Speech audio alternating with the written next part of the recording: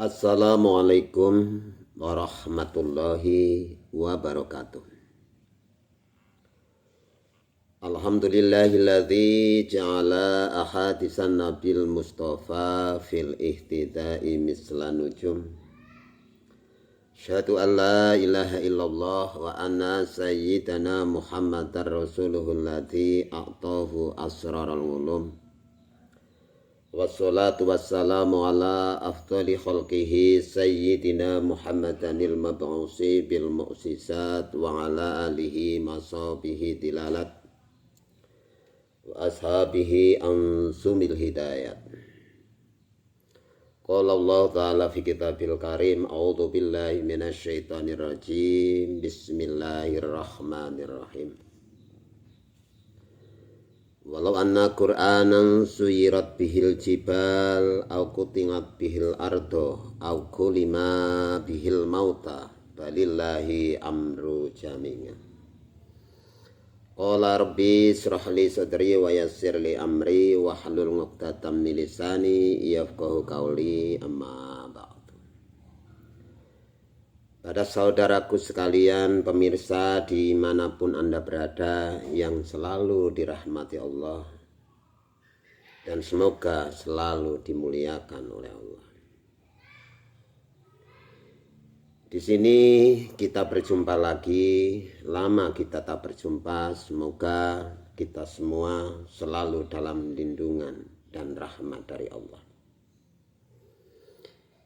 Tema di hari ini adalah, apakah benar orang yang membenci, orang yang tidak suka dengan Mbah Baidowi akan mengalami malapetaka, akan mengalami kesusahan hidup? Kita buka bersama di mana apa yang dilakukan oleh beliau Baidowi itu sering menjadi kontroversi yang sulit dicerna dan sulit dipahami oleh umumnya manusia. Kita lihat fakta bersama-sama, apa tujuan dari ceramah beliau. Kadang terlihat santai, terlihat konyol, bahkan kadang terlihat keras dan arogan. Apa yang jadi pegangan beliau adalah kalimat la yuhibbullahu jahra bisu'i minal qauli illa man zalim wa kana Allaha sami'an alim. Sebenarnya beliau hatinya itu tulus, bersih. Beliau juga sering mengajarkan kita harus menjaga panca indera kita agar kita tidak merebut hak-hak Allah. Seperti apa yang diterangkan dalam Al-Quran, al-haqqu mir rabbik wa la takunanna minal mumtarin. Dia juga sering mengajarkan yuhyi wa yumit, untuk menghidupkan hati yang mati. Di mana kita semua harus menjaga Baitul Ma'mur kita, Baitul Muharram kita, Baitul Muqaddas kita sebagai manusia, untuk bisa mengenal jati diri kita. Seperti apa keterangannya? Kita harus menjaga 3 titik yang bisa dinamakan singgah sana zat Allah.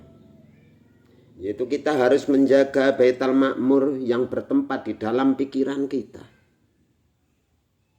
yang dimana kita harus tidak boleh melakukan prasangka-prasangka kepada siapapun, tidak boleh melakukan kebencian kepada siapapun, apalagi kepada saudara-saudara muslim, apalagi kita sama-sama sebagai manusia, khususnya sebagai umat Muhammad. Tapi kenapa beliau itu justru sering membuat kontroversi di dunia maya atau di YouTube. Kita lihat bersama ayat yang tadi saya uraikan. Illa man zalim, kecuali mereka itu zalim. Kita buka bersama. Di mana kezaliman Habib Rizik dan bala tentaranya dan gerombolannya serta golongan-golongannya. Seorang ulama atau kiai itu harusnya membuat dingin, membuat damai, membuat ketentraman, tidak membuat onar di muka bumi ini, apalagi di Nusantara, negeri tercinta Indonesia. Apa yang dijelaskan oleh Rasulullah, kita ingat-ingat bersama di dalam kitab Jami'i Shohir diterangkan. Wailul li ummati min ulama isu. Rusaknya umatku itu dikarenakan ulama-ulama yang busuk, ulama-ulama yang buruk. Di mana ulama menebarkan kebencian, menyombongkan dirinya yang paling benar, yang lainnya kafir. Contoh dari mana ulama-ulama tersebut? Apakah beliau Nabi pernah mengajarkan keonaran, merasa dirinya yang paling benar? Tidak akan pernah dilakukan oleh beliau Nabi. Kenapa kalau mengaku sebagai duriyah, mengaku sebagai umat, kita tidak mengikutinya? Kita buka bersama. Laqad kana lakum fi Rasulillahi uswatun hasanah. Sudah benar-benar ada lakum untuk kalian semua. Jadi beliau Nabi itu bersabda kepada umat, sudah ada dalam diri umatnya beliau Nabi. Semua sudah ada. Apa yang ada? Di dalam diri kita, di dalam diri kalian semua. Yaitu uswatun hasanah, suri tauladan yang baik.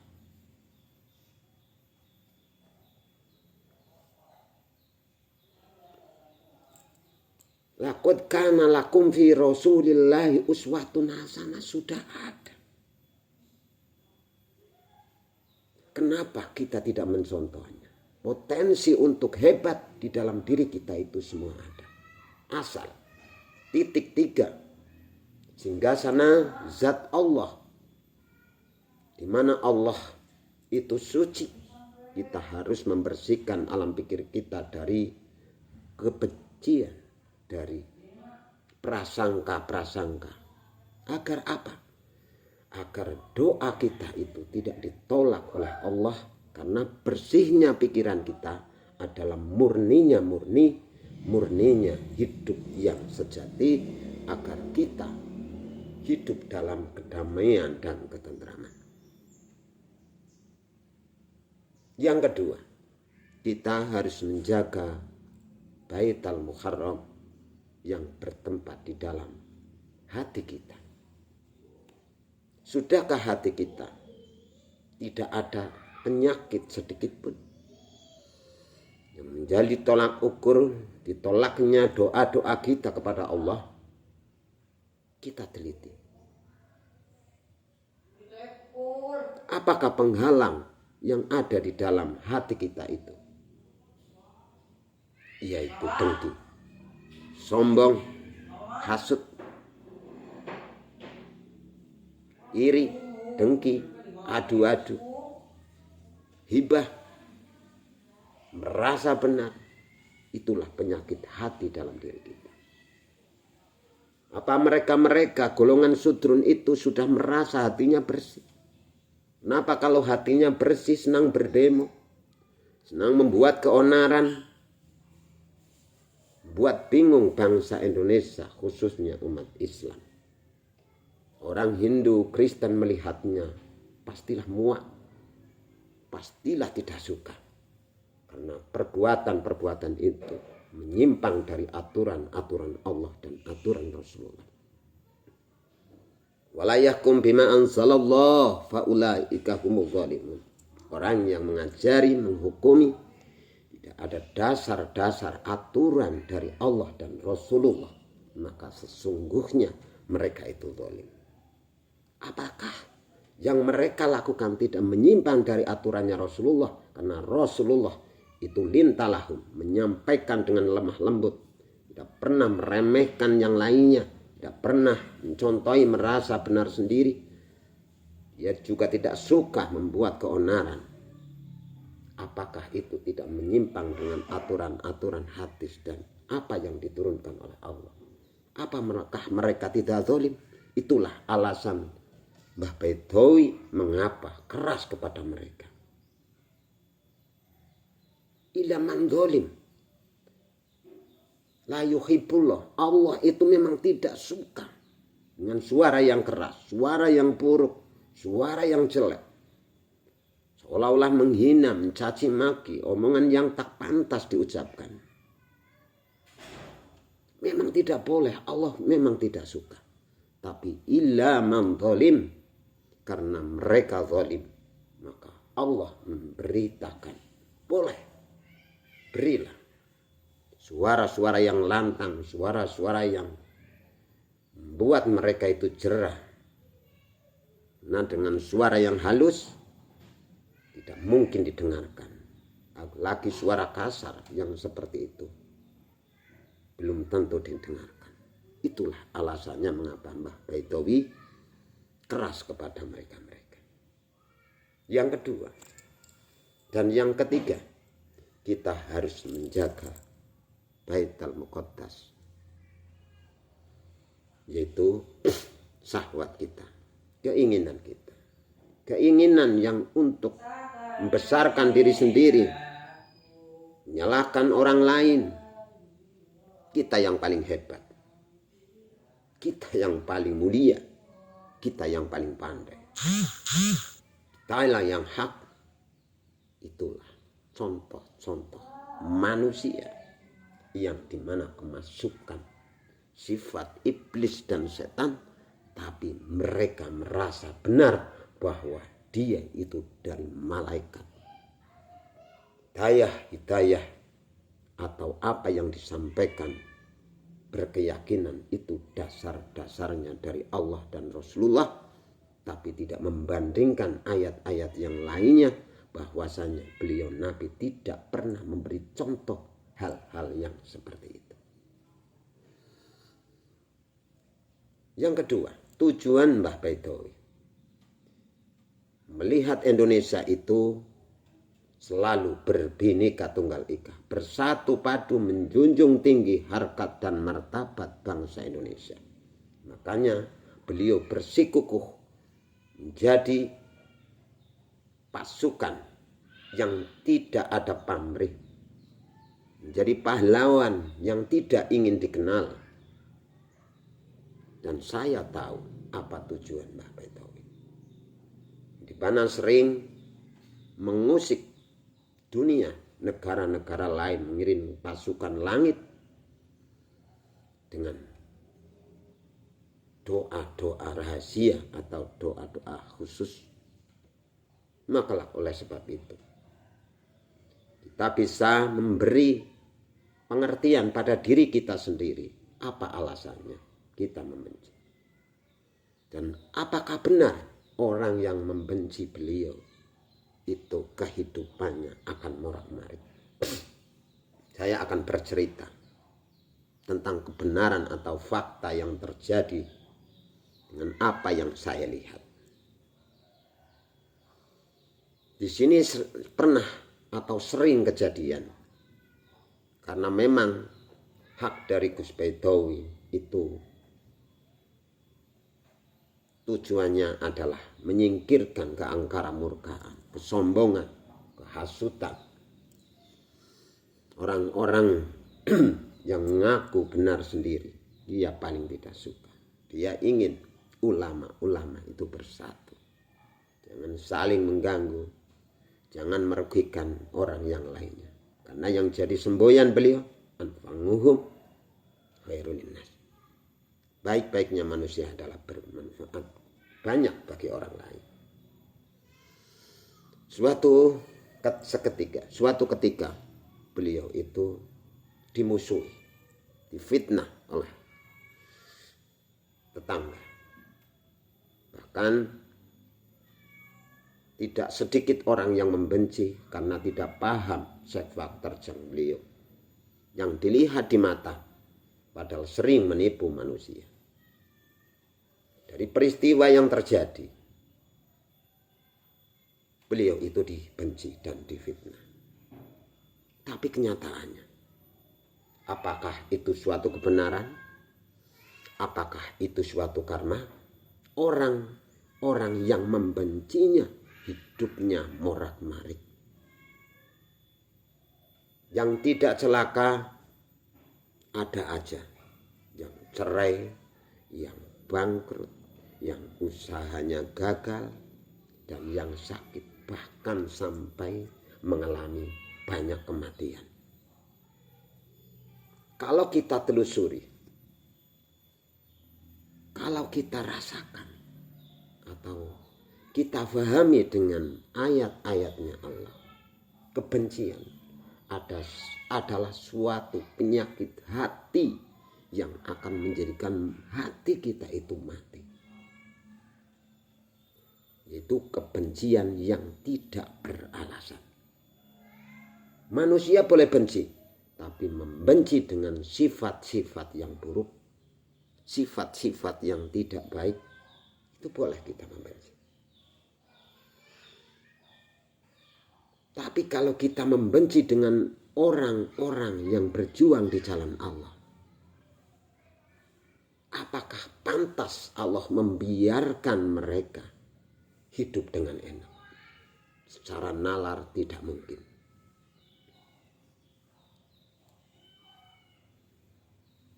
Jadi beliau berjuang mengirim badai.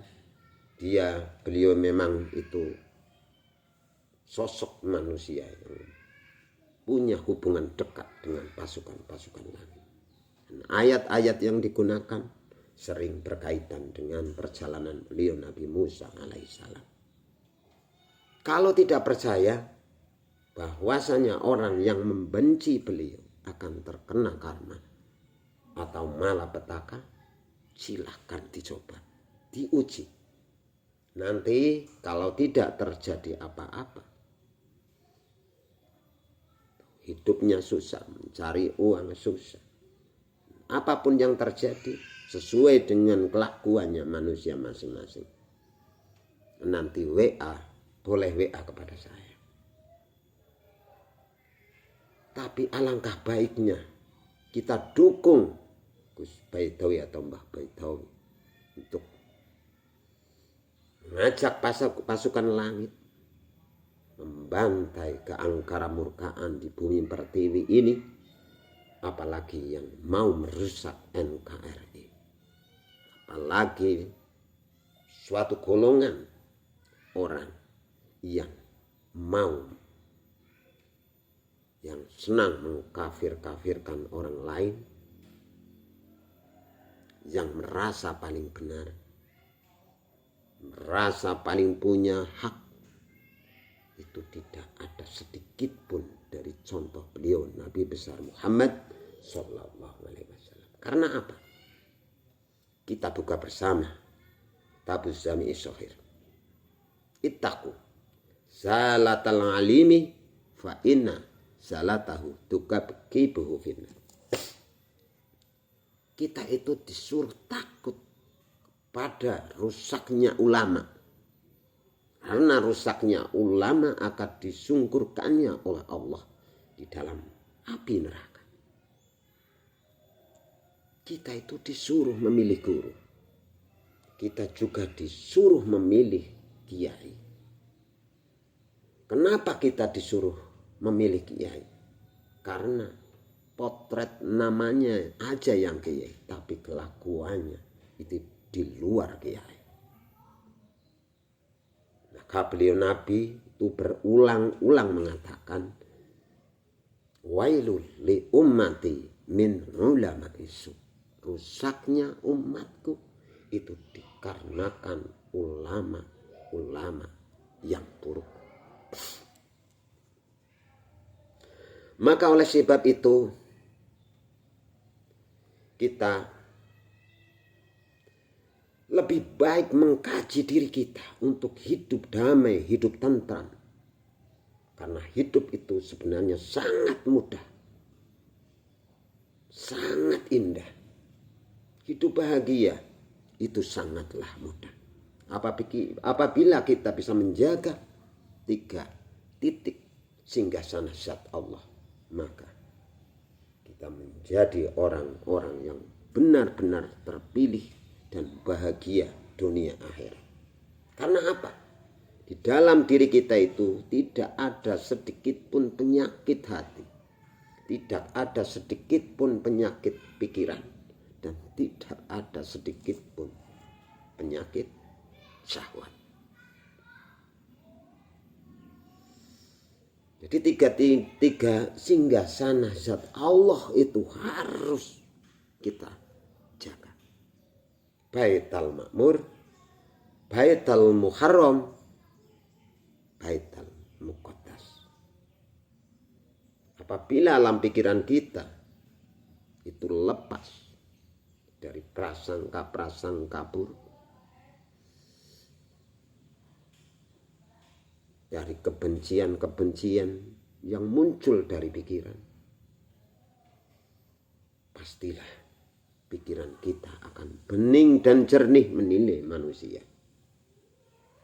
Tidak mungkin kita mengatakan suatu hal yang salah dan menilai orang yang salah.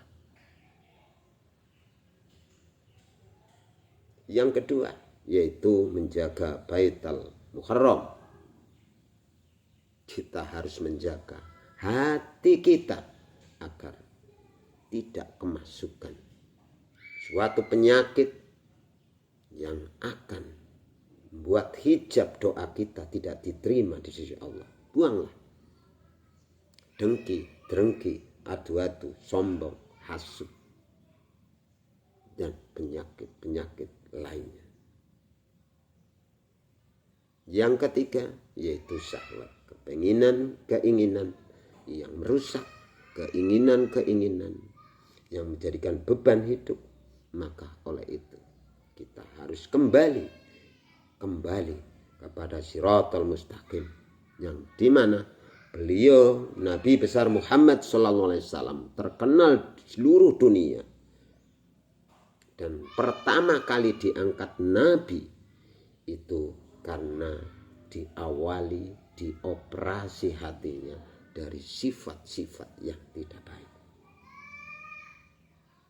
Operasi pikirannya, dioperasi syahwatnya dari hal-hal yang mengakibatkan manusia itu hina atau asor. Tidak mungkin akan diangkat Nabi bila mana pikiran, hati, dan syahwat kita ada penyakitnya. Itu tidak mungkin. Dan tidak mungkin sebagai manusia, kita sebagai manusia akan diangkatnya oleh Allah, berikan derajat yang luhur, apabila kita tidak mengikuti beliau Nabi besar Muhammad Sallallahu Alaihi Wasallam. Dari situlah kita belajar mengkaji agar kita bisa mengerti makna arti hidup. Kepada saudaraku sekalian dimanapun Anda berada dan yang selalu dirahmati Allah, berkomentarlah yang tidak merugikan diri kita sendiri. Karena apapun yang kita perbuat, kebencian yang dilontarkan oleh diri kita, perbuatan yang dilakukan diri kita, tidak ada yang gratis sedikit pun, dan akan mengenai kita juga. Kebaikan-kebaikan yang dilontarkan oleh diri kita, tidak ada yang tidak mungkin akan kembali ke diri kita sendiri. Apa yang kita tanam, itulah yang akan kita tunai. Persoalan masalah kehidupan. Kenapa saya mengatakan bahwa hidup itu sangat mudah, kaya itu sangat mudah, dan bahagia itu sangat sederhana. Janganlah melihat keluar, karena kebahagiaan itu muncul dari dalam diri kita. Penderitaan juga muncul dari dalam diri kita. Kenapa kita melihat luar sedangkan diri kita itu morak-marik? Itulah kesalahan manusia. Kenapa hidupnya susah? Kenapa banyak masalah? Karena kita tidak pernah melihat diri kita. Sebagaimana perintah Allah, tuba liman sahwala. Kon gorek-gorek, kon bercermin diri, melihat kekurangan. Melihat apa yang kurang dalam diri kita sebagai manusia. Kita bersyukur kepada Mbah Baitowi, yang dimana dia pahlawan tanpa jasa, pahlawan tanpa ada pamrih apa-apa, tidak untuk memperkaya diri, tidak pernah merugikan, bahkan sering menolong. Jangan kita pandang dari ucapannya, tapi pandanglah dari ketulusan hatinya.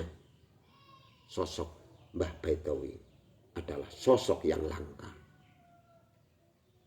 Kalau kita lihat dengan apa yang kita lihat dari mata kepala kita sendiri, memang kadang membingungkan. Coba kita telusuri dari hati yang bening, hati yang bersih. Manakala kita tidak keliru memandang, tidak keliru menilai, tidak mungkin muncul suatu kebencian di dalam diri kita. Karena Gus Baitowi adalah suka dengan kedamaian dan ketentraman. Dia tidak mau negeri kita ini diacak-acak. Dia tidak mau negeri ini morak-marik. Dia suka dengan kerukunan. Makanya sering diajarkan oleh beliau yuhyi wa yumit, untuk menghidupkan hati yang mati,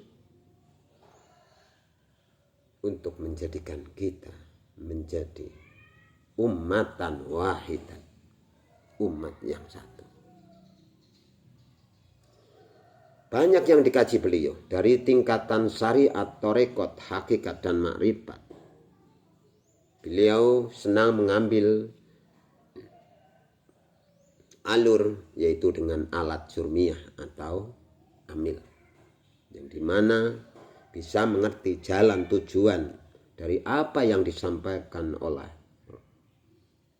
Allah Subhanahu wa Ta'ala dalam Al-Quran. Penumpang-penumpang itulah tujuan Allah, agar manusia akan bisa mudah memahami apa yang diturunkan oleh Allah. Sekali lagi, janganlah kita salah menilai orang, karena apa yang kita lihat belum tentu itu benar.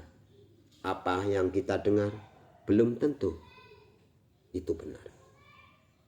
Berbaik sangkalah kepada siapapun, buanglah kebencian kita, buanglah penyakit hati kita, buanglah suatu syahwat yang tidak baik dalam diri kita, maka kita bisa mengenal diri. Karena apa? Tujuan manusia hidup di dunia adalah kembali kepada zat yang suci. Dan kita disuruh oleh Allah, bila mana dari golongan hambaku yang ingin mengenalku, maka kenalilah dirinya dulu. Di apa yang diterangkan oleh beliau Nabi besar Muhammad SAW, man ngarafa nafsahu faqad ngarafa rabbah. Siapa yang mengerti, mengenali dirinya, maka bisa mengenal Allah. Oleh sebab itu, siapakah manusia? Mau kemana manusia?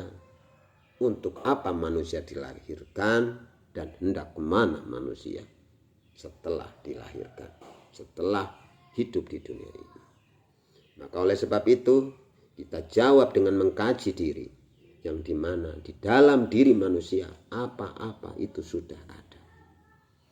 Yang dibutuhkan semua sudah ada.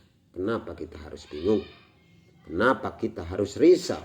Kenapa kita tidak bisa menilai sesuatu yang benar itu benar, yang salah itu salah. Karena wala talbisul haqqo bil batili, tidak akan bisa pernah campur antara suatu yang hak bercampur dengan suatu yang batal.